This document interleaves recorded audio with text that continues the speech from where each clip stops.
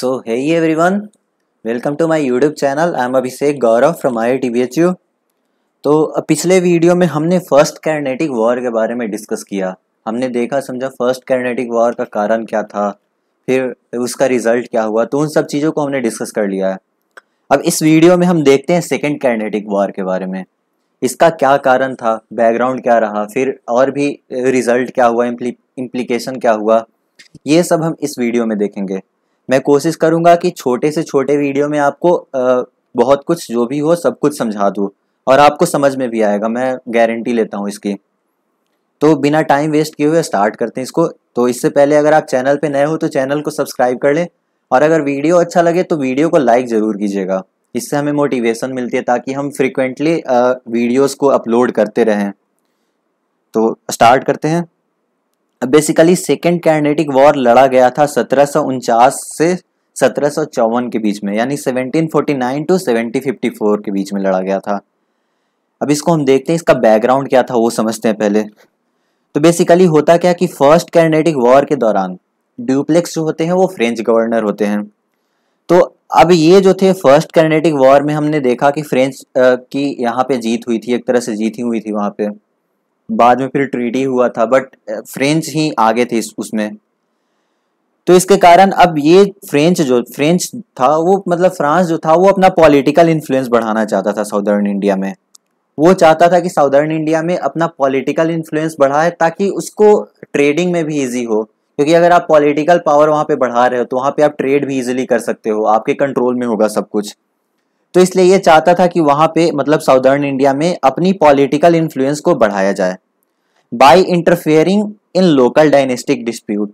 यानी जो भी लोकल डायनेस्टिक डिस्प्यूट हो रहे हैं, झगड़ा हो रहा है लोकल डायनेस्टी के बीच में, उसमें इंटरफेयर करके हम पॉलिटिकल इन्फ्लुएंस को बढ़ाएं और इंग्लिश को डिफीट करें, यहाँ से इंग्लिश को भगाएं यहाँ से, ताकि हम यहाँ पे ट्रेड कर सकें। बेसिकली मैंने आपको बताया कि फ्रेंच और इंग्लिश में अभी ये वॉर हो रहा था, छिड़ रहा था, कि दोनों पॉलिटिकल पावर इस्टेब्लिश करना चाहते थे इंडिया में। दोनों ही बस मतलब यही दोनों चाहते थे कि एक चाहता था मैं ट्रेड करूं, एक दूसरा चाहता था मैं ट्रेड करूं। तो ये हो रहा था, तो इसीलिए फ्रेंच ने ऐसा सोचा। अब इमीडिएट काउस क्या हुआ, मतलब इसका ऐसा इमीडिएट काउस क्या हुआ, इमीडिएटली ऐसा क्या हुआ कि दोनों आपस में झगड़ गए, वो देखते हैं। तो उसके पहले हमें एक बैकग्राउंड समझना होगा, तो वो हम समझते हैं पहले। अब बेसिकली होता क्या है, 1707 में यानी 1707 में औरंगजेब की मृत्यु हो जाती है। अब औरंगजेब की मृत्यु के बाद मुगल डायनेस्टी जो थी उसका आप कह सकते हो नींव धीरे धीरे कमजोर पड़ने लगती है, मुगल डायनेस्टी धीरे धीरे कमजोर होने लगता है। तो होता क्या है कि इस मुगल डायनेस्टी के अंडर में कुछ ऐसे प्रोविंसेस थे जो मतलब इसके अंडर में काम कर रहे थे। वहां पे मुगल डायनेस्टी यानी मुगल का गवर्नर अपॉइंट किया गया था। तो उनमें से कुछ ऐसे प्रोविंस थे जो उनके अंडर में काम कर रहे थे। उन्होंने जब देखा कि मुगल डायनेस्टी कमजोर पड़ रही है तो वो अपने आप को वहां के नवाब या निजाम घोषित कर दिए, मतलब उसे एक इंडिपेंडेंट स्टेट घोषित कर दिया, इंडिपेंडेंट प्रोविंस घोषित कर दिया, और वहां के वो अपने आप को खुद को वहां के निजाम या नवाब घोषित कर दिए। तो ऐसे ही स्टेट में था एक हैदराबाद। हैदराबाद के जो गवर्नर थे उन्होंने क्या किया, 1724 में यानी 1724 में निजामुल मुल्क का टाइटल लिया, और मतलब निजामुल मुल्क असफ जाह वन का टाइटल लिया, और इन्होंने अपने आप को यहाँ का निजाम घोषित कर दिया हैदराबाद का। अब इस हैदराबाद के अंडर में कुछ प्रोविंसेस थे जो इन हैदराबाद के गवर्नर को रिपोर्ट करते थे। अब वैसा ही एक प्रोविंस था कैरनेटिक हैदराबाद को रिपोर्ट करता था। अब कैरनेटिक के जो गवर्नर थे यानी इसका जो डेप्यूटी गवर्नर थे वो असफ जाह को रिपोर्ट करते थे आके। तो सादतुल्ला खान भी वही थे, वहां के डेप्यूटी गवर्नर थे। अब ये असफ जाह जब हैदराबाद यानी असफ जाही डायनेस्टी की शुरुआत करते हैं तो ये क्या करते हैं कि सादतुल्ला खान को यहाँ का नवाब बना देते हैं कर्नाटक का, कि आप यहाँ के नवाब बन जाओ। तो हमने देखा यहाँ पे हुआ क्या कि सबसे पहले तो 1724 में असफ जाह फर्स्ट ने टाइटल ये ली अपनी निजामुल मुल्क की, और हैदराबाद को एक इंडिपेंडेंट स्टेट बना लिया, इंडिपेंडेंट प्रोविंस बनाया। साथ ही साथ कर्नाटक में भी सादतुल्ला खान वन को, सादतुल्ला खान फर्स्ट को कर्नाटक का नवाब बनाया गया।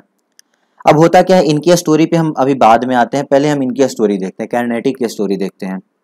तो अब होता क्या है कि इन सादतुल्ला खान वन जो थे, सादतुल्ला खान फर्स्ट थे, उनका कोई अपना संतान नहीं था। तो ये क्या करते हैं, अपने भाई गुलाम अली, ये सादतुल्ला खान के ब्रदर यानी भाई थे, तो अपने भाई गुलाम अली के बेटे दोस्त अली को ये अपना मतलब गोद लेते हैं और नवाब बनाते हैं। मतलब सादतुल्ला खान के बाद नवाब बनते हैं दोस्त अली। तो बेसिकली सादतुल्ला खान 1724 से 1732 तक नवाब रहे यहाँ पे, और 1732 में नवाब बनाया गया दोस्त अली को। तो दोस्त अली 1732 से 1740 तक यहाँ पे नवाब बन के रहे। लेकिन अब होता क्या है, 1740 में दोस्त अली की मृत्यु हो जाती है, और उसके बाद सफदर अली खान जो कि दोस्त अली के मतलब दोस्त अली के बेटे होते हैं, सफदर अली खान को यहाँ का नवाब बनाया जाता है। अब होता क्या है कि यहाँ पे एक चंदा साहिब हैं। चंदा साहिब इन दोस्त अली के दामाद होते हैं, यानी सन इन लॉ होते हैं। तो चंदा साहिब के साथ होता क्या है, 1741 में यानी 1741 में इन्हें मराठा कैप्चर कर लेते हैं और बंदी बना लेते हैं चंदा साहिब को। लेकिन सफदर अली खान जब यहाँ पे जब सफदर अली खान नवाब बनता है, तो सफदर अली खान, जैसे दोस्त अली खान की मृत्यु 1740 में हुई, तो सफदर अली खान 1740 से 1742 तक नवाब बनते हैं। मतलब 1742 में इनकी भी मृत्यु हो जाती है, इन्हें मार दिया जाता है। तो बेसिकली 1740 से 1742 तक में सफदर अली खान नवाब होते हैं। लेकिन जब इनकी मृत्यु होती है तो इनका जो बेटा होता है सादतुल्ला खान टू, ये बहुत ही छोटा होता है, मतलब इसकी उम्र बहुत छोटी होती है। तो ये तो मतलब नवाब बन नहीं सकता, ये तो देख रेख कर नहीं सकता है प्रोविंस का, मतलब कर्नेटिक की देखभाल कर नहीं सकता इतना छोटे उम्र में। तो अब यहाँ पे असफ जाह वन जो होते हैं वो इंटरफेयर करते हैं। वो कहते हैं कि ठीक है, नवाब सादतुल्ला खान टू ही बनेगा, जब बड़ा होगा तो वही नवाब बनेगा, बट अभी के लिए असफ जाह वन के राइट हैंड होते हैं अनवरुद्दीन। तो ये बोलते हैं कि अभी के लिए मैं अनवरुद्दीन को यहाँ का नवाब बना देता हूँ, मतलब ये देखभाल करेंगे। Basically Nawab Saadatullah Khan to ही रहेंगे, जब बड़ा हो जाएंगे तो वही नवाब बनेंगे, बट अभी के लिए देखभाल के लिए मैं अनवरुद्दीन को इनके लिए असिस्टेंट में के रूप में मैं इन्हें भेजता हूँ। तो अब यहाँ पे अनवरुद्दीन की एंट्री हो जाती है। तो आप देख रहे हो 1742 में अनवरुद्दीन यहाँ पे आए। लेकिन अब होता क्या है, सादतुल्ला खान टू की भी मौत हो जाती है, मतलब इनको भी मार दिया जाता है 1744 में। 1744 में जब सादतुल्ला खान टू मर जाते हैं तो अनवरुद्दीन को यहाँ का नवाब बना दिया जाता है, यानी कर्नाटक का नवाब अनवरुद्दीन को बना दिया जाता है। अब जब अनवरुद्दीन नवाब बन जाते हैं 1744 में, तो होता क्या है अब देखते हैं। अब एक बार फिर से हम थोड़ा सा समझ लेते हैं इसको, इसके बैकग्राउंड को देख लेते हैं। अभी मैं 1744 की बात कर रहा हूँ, 1744 की। तो इस टाइम पे हम बात करें तो अनवरुद्दीन जो थे वो कर्नाटक की नवाब हो जाते हैं, यानी ये नवाब ऑफ कर्नाटक हो जाते बन जाते हैं अनवरुद्दीन। अब बेसिकली होता क्या है कि ये जो असफ जाह वन थे, असफ जाह फर्स्ट थे, ये धीरे धीरे मतलब बहुत ही बुढ़े हो चले थे। तो अब होता क्या है कि 1748 में यानी 1748 में इनकी मृत्यु हो जाती है असफ जाह वन की। अब जब असफ जाह वन की मृत्यु हो जाती है तो इनका भी कुर्सी खाली हो जाता है, असफ जाह वन की भी कुर्सी खाली हो जाती है।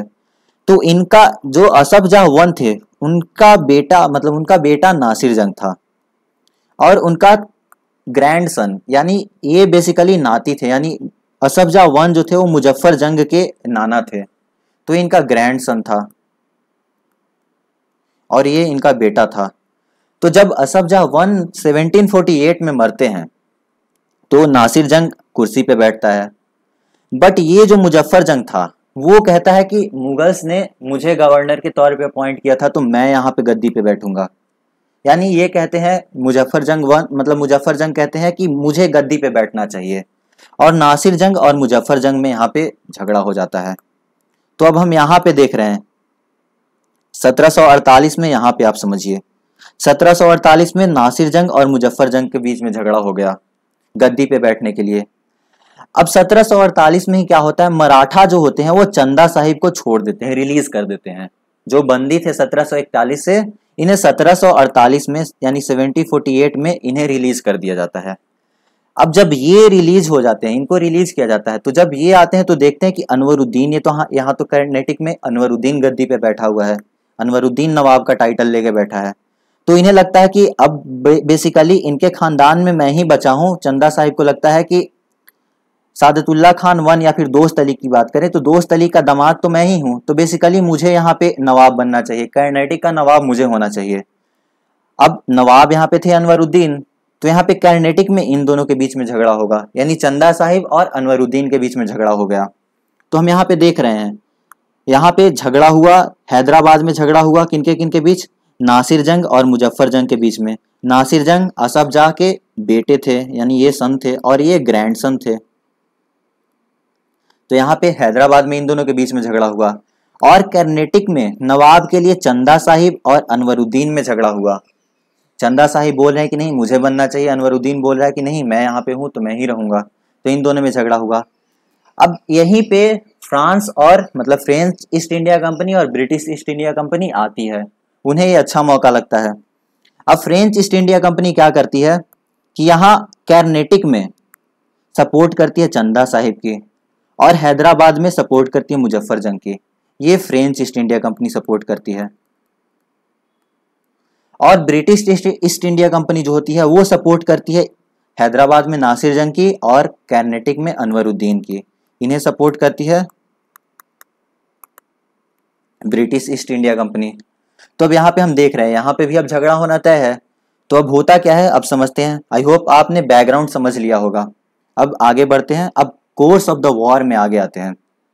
तो अब बेसिकली होता क्या है कि फ्रेंच की आर्मी विथ कंबाइंड मतलब इनका कंबाइंड आर्मी विथ मुजफ्फर जंग एंड चंदा साहिब, क्योंकि यहाँ पे मुजफ्फर जंग के सपोर्ट में फ्रेंच आर्मी थी और चंदा साहिब के सपोर्ट में फ्रेंच आर्मी थी। तो मुजफ्फर जंग और चंदा साहिब इन दोनों की आर्मी को कंबाइन करके फ्रेंच आर्मी ने क्या किया, अनवरुद्दीन पे अटैक किया। एक बैटल होता है बैटल ऑफ अंबूर में, यानी जो कि वेल्लोर के आसपास में था। तो वेल्लोर के आसपास में एक बैटल होता है बैटल ऑफ अंबूर 1749 में, और यहाँ पे अनवरुद्दीन को मार दिया जाता है। ये अनवरुद्दीन हार जाते हैं और मार दिया जाता है। अब जब ये हार जाते हैं तो होता क्या है, ये हार गए तो चंदा साहिब यहाँ पे बैठेंगे। चंदा साहिब बैठेंगे कहाँ, कर्नाटक में। और ठीक उसके बाद फिर मुजफ्फर जंग को बनाया जाता है दक्कन के सूबेदार, यानी मुजफ्फर जंग भी यहाँ से जीत जाते हैं। मुजफ्फर जंग यहाँ से हैदराबाद से जीत जाते हैं। नासिर जंग को मार दिया जाता है। बेसिकली होता क्या है कि फ्रेंच आर्मी जो होती है नासिर जंग के ही किसी आदमी को मतलब करीबी जो होते हैं उनको ही किसी करीबी को अपने झांपे में ले लेते हैं, मतलब झांसे में ले लेते हैं, और उनके द्वारा ही नासिर जंग की मौत कर दी जाती है, मतलब मार दी जाती है। तो नासिर जंग यहाँ पे मर जाते हैं। तो यहाँ पे गद्दी पे बैठ जाते हैं मुजफ्फर जंग, और यहाँ पे बेसिकली अनवरुद्दीन की हत्या कर दी गई। तो यहाँ पे गद्दी पे बैठ जाते हैं चंदा साहिब। तो अब यहाँ पे हम देख रहे हैं कि फ्रांस धीरे धीरे जीत रहा है। मतलब कर्नाटक में चंदा साहिब और हैदराबाद में मुजफ्फर जंग।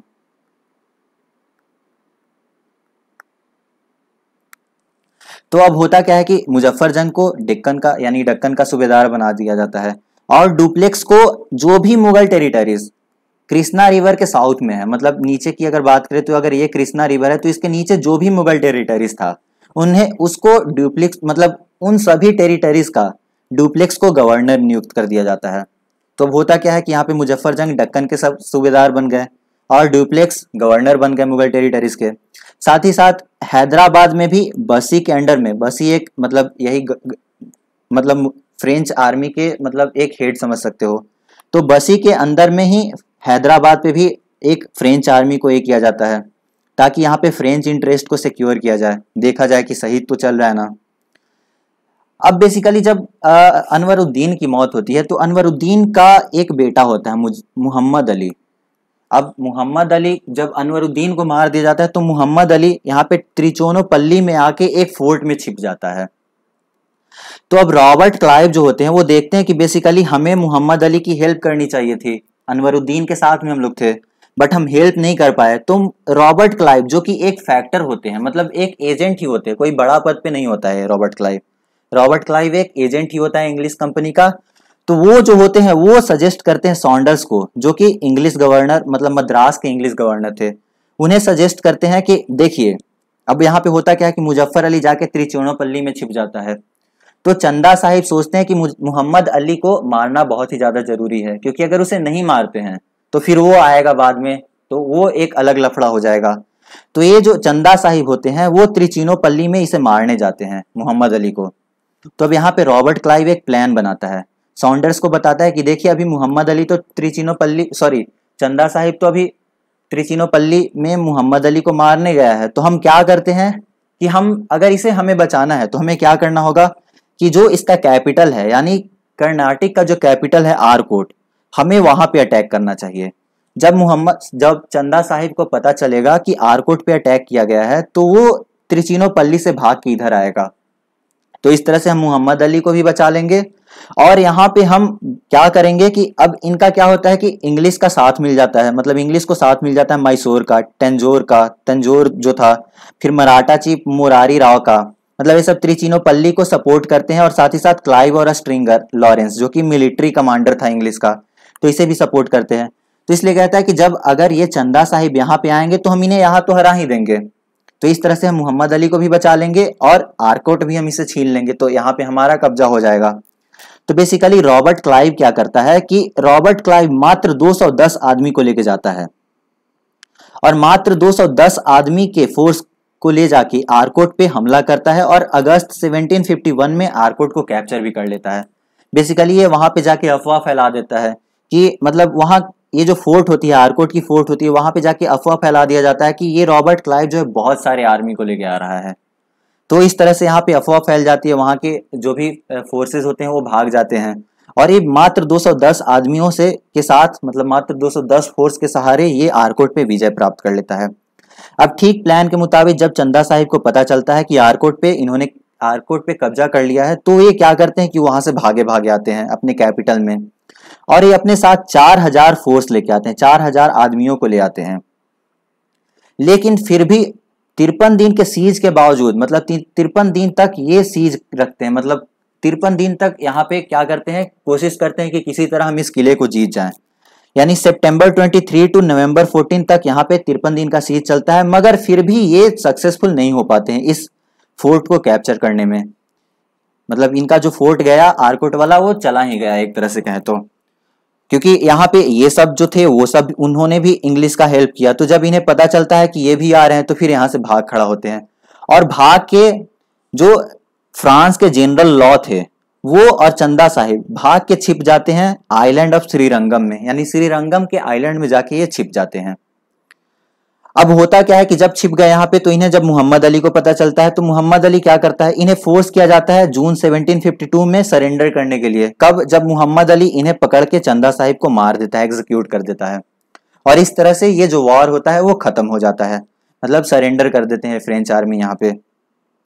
तो इस तरह से हमने देखा वॉर कैसे हुआ, क्या हुआ। अब हम इसका रिजल्ट देखते हैं, इसका रिजल्ट क्या हुआ फ्रेंच लोगों पे या फिर फ्रांस पे क्या रिजल्ट हुआ। तो बेसिकली ड्यूप्लेक्स का जो पॉलिसी था, इस पॉलिसी से जो मतलब ड्यूप्लेक्स ही इसको लीड कर रहे थे वॉर को, तो इस पॉलिसी से फ्रांस को बहुत ज्यादा फाइनेंशियल लॉस हुआ था। इसलिए फ्रेंच अथॉरिटीज ने ये डिसाइड किया कि उन्हें वापस बुला लिया जाए और 1754 में उन्हें वापस बुला लिया जाता है। अब उसके बाद ड्यूप्लेक्स के बाद गोडेहू होते हैं, वो फ्रेंच गवर्नर के तौर पे इंडिया में आते हैं और ये जो है वो नेगोशिएशन की पॉलिसी अपनाते हैं और इंग्लिश के साथ यानी ब्रिटिशर्स के साथ ट्रीटी करते हैं और नेगोशिएट कर लेते हैं। मतलब ये कहते हैं कि ठीक है हम सुलह कर लेते हैं, बातचीत करके कुछ ट्रीटी वगैरह करके। तो गोडेहू यहाँ पे जो होते हैं वो नेगोशिएशन की पॉलिसी अपनाते हैं और ट्रीटी कर लेते हैं। अब इस ट्रीटी में हुआ क्या, इस ट्रीटी में फ्रेंच और इंग्लिश दोनों ने ये किया, मतलब दोनों एग्री किए कि हम यहाँ पे मतलब जो भी नेटिव प्रिंसेस के क्वारल होगा उसमें हम इंटरफेयर नहीं करेंगे। साथ ही साथ अभी तक में यानी जब ये ट्रीटी साइन किया गया था, at the time of the treaty, जिसके पास जो भी टेरिटरी है वो टेरिटरी उसके पास ही रहेगा, अब उससे कोई छीन नहीं सकता है। तो ये इस ट्रीटी में यहाँ पे सुलह किया गया, इन सब चीजों को मान के एग्री करके कि एक तो हम कोई भी इंटरफेयर नहीं करेंगे, जो भी नेटिव प्रिंस यानी जो भी नेटिव प्रिंस अपने आप में झगड़ रहे हैं उनको झगड़ने दो, हम इंटरफेयर नहीं करेंगे। और दूसरा, जो भी पोजीशन आपका है यानी अभी तक आपने इस ट्रीटी के दौरान जिस भी टेरिटरी पे आपने कब्जा किया है वो टेरिटरी आपका ही रहेगा, उस पे हम कुछ इंटरफेयर करने वाले नहीं हैं। तो दोनों यहाँ पे मान गए। तो इस तरह से ये जो था वो बेसिकली सेकेंड कर्नेटिक वॉर खत्म हुआ। अब इसका इम्प्लीकेशन कुछ, यानी इससे क्या इम्प्लाइज मतलब होता है, क्या पता चलता है। तो अब इससे यहाँ पे पता चला कि अब जो यूरोपियन सक्सेस था वो डिपेंडेंट नहीं था इंडियन अथॉरिटी पे। यानी पहले क्या था, इंडियन अथॉरिटी पे उन्हें डिपेंडेंट होना था, मतलब वो डिपेंडेंट थे, उनसे जो भी था सब कुछ ये करना था। बट अब इंडियन अथॉरिटी को ही इनका हेल्प चाहिए, क्योंकि अभी हमने देखा कि इंडियन अथॉरिटी जो थी वो फ्रेंच आर्मी और इंग्लिश आर्मी दोनों की हेल्प ली। उन्होंने हेल्प लिया ताकि हम अपने ही किसी कंपिटिटर लाइक हमारा जो नेटिव ही प्रिंस वगैरह हैं उनसे हम वॉर कर सके, उनसे हम झगड़ सके। तो यहाँ पे यूरोपियन को अब यहाँ पता चल गया था कि अब हमें इनसे मतलब इन पे डिपेंडेंट होने की कोई जरूरत नहीं है। इनफैक्ट ये तो खुद हम पे हमारे सपोर्ट के लिए डिपेंडेंट है, ये तो खुद हमसे हमारा सपोर्ट मांगते हैं। तो इसलिए अब यहाँ से इन्हें आइडिया लग गया था कि अब हम यहाँ पे पॉलिटिकल इन्फ्लुएंस इस्टेब्लिश कर सकते हैं।